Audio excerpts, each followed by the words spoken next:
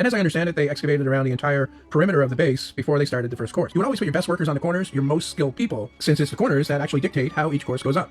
After the first course was finished all the way around, they moved up to the second, and to get the right slope, all you need to do is step back the next course up by a specific amount from the course below. And right about now, you might be saying, how exactly did they move the stones up? This seems to be the biggest mystery.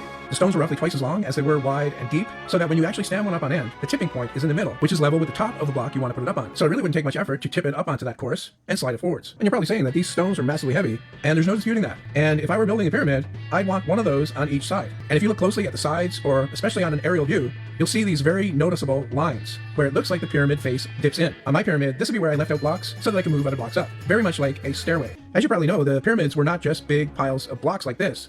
They were actually clad on top of this with much better looking stone, and I believe that that was done from the top down. You would start with the capstone and get that in place, and then do the next course down. And in the model, I'm just using straight pieces, but you have to imagine that these are individual blocks.